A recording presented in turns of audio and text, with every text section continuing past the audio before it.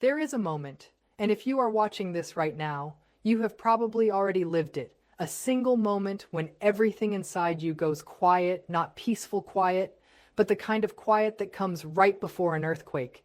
The kind of stillness your body produces when it finally registers a truth your mind has been fighting for months or maybe years. And that truth is simple but devastating. This person never loved me the way I believed they did. This person has been managing me, monitoring me, manipulating me, and performing a version of affection that was never about my well-being, but always about their control. And in that moment, you did not break. You actually began to reassemble, because recognition is not collapse. Recognition is the first pulse of your own mind coming back online after it was systematically taken offline by someone who needed you confused in order to keep you close. And if that moment has found you, if you are sitting with that strange mix of clarity and grief, of relief and terror, of finally seeing and wishing you could unsee, then I need you to hear this. You are not crazy. You were never crazy. You were deliberately made to feel crazy because your perception was dangerous to someone who could only survive inside your blind spot. And this is exactly why I need you to do something right now. Before we go any further, subscribe to this channel, not because it is a casual suggestion, not because it is a routine ask, but because what you are about to hear in this video and what you will continue to hear on this channel is the kind of psychological clarity that narcissistic individuals spend enormous energy making sure you never access. Subscribing is not a small thing. It is an act of defiance against the fog. It is you telling yourself that your understanding of reality matters, that your healing is not negotiable, and that you refuse to go back to sleep. So subscribe now and let this be the place where your awakening is protected and fed with truth. Now let me walk you through what happens on the other side of your awakening, because while you are sitting with the weight of your realization, the narcissist is not sitting still. They are recalculating. And I want you to understand this on the deepest psychological level possible so that nothing they do next catches you off guard, because it will come. And it will come in forms you might not immediately recognize as manipulation, because they have spent the entire relationship training you to overlook their tactics, to excuse their behavior, to translate their cruelty into something that sounds like love. When a narcissistic individual realizes that you have figured them out, the very first thing that shifts is not their behavior, it is their energy. And you will feel this before you can name it. There will be a change in the atmosphere around them, a new kind of attention they pay to you that does not feel like care, but feels like surveillance. They will watch you more closely, not with warmth, but with calculation. They are trying to determine exactly how much you know, exactly how far your awareness has traveled, and most importantly, whether you have told anyone else, because a narcissist does not experience your awakening the way a healthy person would. A healthy person, upon learning that their partner or loved one felt manipulated, would feel concern, curiosity, a desire to understand and repair, but a narcissist does not feel those things in that moment. What they feel is threat. Your awareness is not an invitation for growth to them. It is a breach in their defense system. It is an alarm going off inside their psychological architecture. And everything they do from this point forward is not about resolving the relationship. It is about regaining control of the narrative. And I need you to burn that distinction into your mind, because it will save you from being pulled back in. The first tactic you are likely to encounter is what I call the charm offensive, and it will feel disorienting because it may look like the person you originally fell in love with has suddenly returned. They will become attentive, warm, interested in your feelings. They might bring up old memories, good ones. They might become physically affectionate in ways they have not been in a long time. They might say things that sound like accountability, things like, "I know I have not been perfect," or "I want to be better for you." And this is where your healing gets tested, because this is not transformation. This is a performance calibrated to the exact emotional frequency they know you respond to. They are not changing. They are reaching into the archive of everything they learned about your emotional needs during the love bombing phase, and they are replaying it strategically. This is hoovering in its most seductive form, and its purpose is not to restore the relationship. Its purpose is to restore your confusion, because a confused you is a controllable you. And they need you back in that fog. They need you doubting your own clarity. They need you saying to yourself, maybe I overreacted. Maybe they really are trying. Maybe I was too harsh. And I want you to notice something. Notice how quickly your own inner voice shifts from, "I see the truth," to "maybe I am wrong." That shift is not organic. That shift was engineered. It was installed in you over the course of the relationship through thousands of micro moments where your reality was gently, persistently, and strategically dismantled.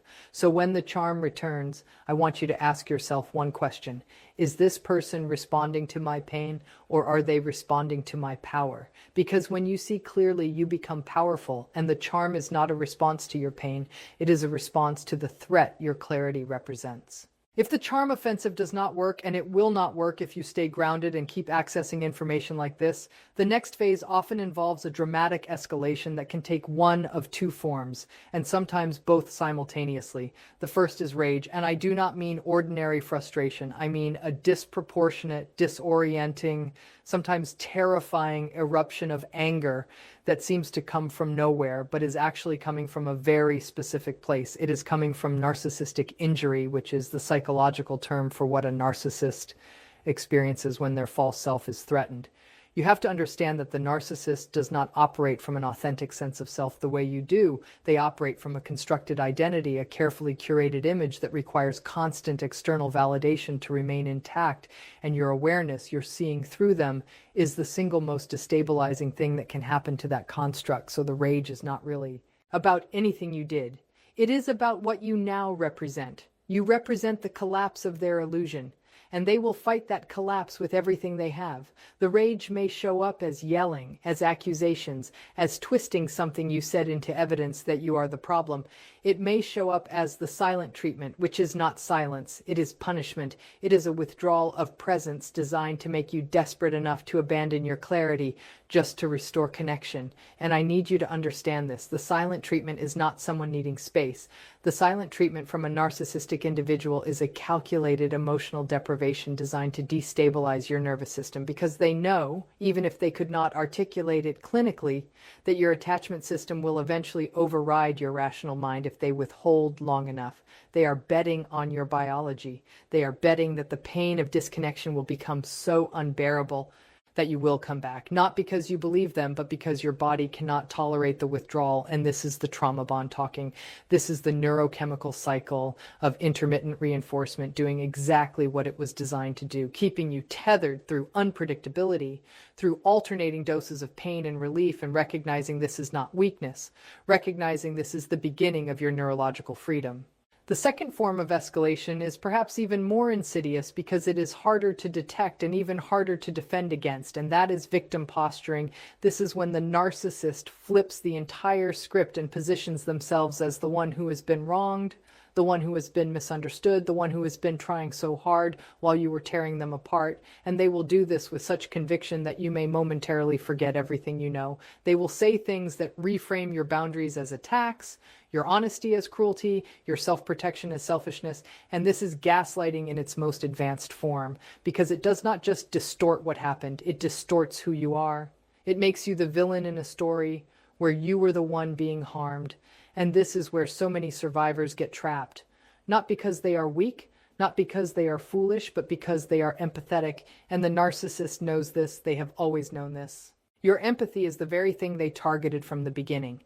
It is the door they walked through, and now they are using it against you by presenting themselves as wounded so that your natural compassion overrides your hard-won clarity. And I want you to hear me when I say this. Your empathy is beautiful. It is one of the most valuable things about you, but it must be paired with discernment, because empathy without discernment becomes self-abandonment. And you have abandoned yourself enough in this relationship. You have put their feelings ahead of your reality enough times. This is where you learn that compassion for someone does not require you to sacrifice your own perception of truth.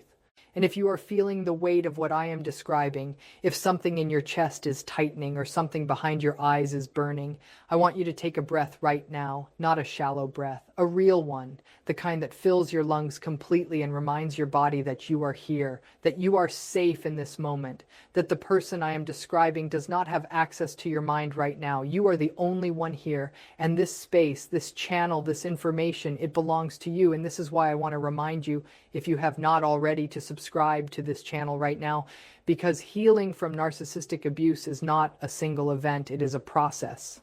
And that process requires consistent access to truth, to the kind of language that names what was done to you without minimizing it, to the kind of understanding that does not ask you to forgive prematurely or heal on anyone else's timeline. Every video on this channel is designed to be a mirror that reflects your sanity back to you, because that is exactly what was stolen. Not your intelligence, not your worth, your sense of what is real, and we are here to return it. So subscribe, stay close, and let this be the place where you are never gaslit again. Now let me take you even deeper into what happens during this unraveling, because there is another layer that most people do not talk about, and it is the smear campaign. When a narcissist realizes that they cannot charm you back, cannot rage you into submission, and cannot guilt you into abandoning your clarity, they will begin to manage their image with other people. And this is often the most painful phase for survivors, because it attacks something even more vulnerable than the relationship itself. It attacks your reputation, your credibility, your place in your own community. The narcissist will begin telling a version of the story to friends, family, co-workers, sometimes even your own family. And this version will be carefully constructed. It will contain just enough truth to be believable, mixed with just enough distortion to make you look unstable, irrational, or cruel. They may say things like, "I tried everything, but they just shut me out," or "I am really worried about them." They have not been themselves lately. And notice the genius of that second one. It is disguised as concern. It is designed to plant a seed of doubt about your mental state in the minds of people who care about you, so that if you ever try to tell your side, the ground has already been prepared for people to not fully believe you. And this is devastating, it is isolating, and it is entirely intentional. The narcissist is not venting, they are strategizing, they are building a case, not in a courtroom, but in the court of public perception. And they are doing it preemptively because they know that the truth, if it ever comes out fully, would expose them entirely. So they get ahead of it. They shape the story before you even realize a story is being told. And I want you to know something about this. The people who believe the narcissist's version without ever asking you for yours are showing you something important about the depth of their loyalty, and as painful as that is. It is information you need, because your healing will require you to build a circle of people who trust your voice, who do not need you to perform your pain to believe it, and you deserve that circle, even if you have to build it from scratch. There is also a phenomenon that happens internally for the narcissist during this period that is crucial for you to understand, because it explains why their behavior can seem so erratic and contradictory. When their mask begins to slip, when they sense that the construct is failing, they experience what can only be described as a kind of psychological fragmentation, not in the way that you experience confusion, which was induced from the outside, but in the way that their internal system, which was never built on a foundation of authentic self, begins to malfunction. They may cycle rapidly between charm and cruelty, between begging and threatening, between performative vulnerability and cold detachment. And if you are watching this happen, you may feel like you are dealing with multiple people, and in a psychological sense, you are. You are seeing the different masks rotate in real time as the narcissist desperately searches for the one that will work on you, the one that will get you back under control. And this rapid cycling is not evidence that they are in turmoil because they love you. I know that is what it looks like. I know that is what your empathetic heart wants to believe. But what you are witnessing is a system in crisis, and the crisis is not about losing you. The crisis is about losing control. And there is a difference between someone who is afraid of losing you and someone who is afraid of losing control of you. And that difference is everything. Let me speak now to the part of you that still feels guilty, because I know that part is there. I know that even as you are hearing all of this and recognizing it, there is a voice inside you that says, but what if I am the narcissist? What if I am the one being unfair? What if I am exaggerating? What if I caused this? And I want to speak directly to that voice with the full weight of clinical understanding. The fact that you are asking that question is itself the answer. Narcissistic individuals do not sit with genuine concern about whether they are being fair. They do not lose sleep wondering if they have hurt you. They do not consume content like this trying to understand their own potential for harm. The very fact that you are here, that you are listening, that you are examining your own behavior with this level of honesty and fear tells me that you are not what you are afraid of being. You are the opposite. You are someone whose conscience was weaponized against you. Someone whose willingness to self-reflect was used as a tool to keep you in a perpetual state of self-doubt. And that is one of the most cruel aspects of this entire dynamic. The narcissist takes your best qualities, your empathy, your accountability, your desire to be fair, and they turn them into chains. They make your goodness the very thing that keeps you trapped, and breaking free does not require you to become cold or hard or untrusting. Breaking free requires you to redirect those beautiful qualities back toward yourself, to treat yourself with the same compassion you extended to them, to give yourself the same benefit of the doubt you gave them 1,000 times. I also want to address something that happens after you begin to pull away, because the narcissist has one more strategy that is perhaps the most psychologically sophisticated of all, and it is the manufactured crisis when all else fails. When charm does not work, when rage does not work, when guilt does not work, the narcissist will create a situation that forces you back into proximity or back into a caretaking role. This might be a sudden health scare, a financial emergency, a mental health crisis that seems to appear out of nowhere with perfect timing. And I want to be very careful here, because I am not saying that people do not experience genuine crises. They absolutely do. But the hallmark of a narcissistic manufactured crisis is its timing and its function. It always appears when you are closest to freedom. It always requires your specific involvement, and it always results in you abandoning your own boundaries to attend to them, and once you are back in their orbit. The crisis often resolves itself with remarkable speed, because it was never about the crisis. It was about the retrieval. It was about pulling you back into the emotional gravitational field where they can operate.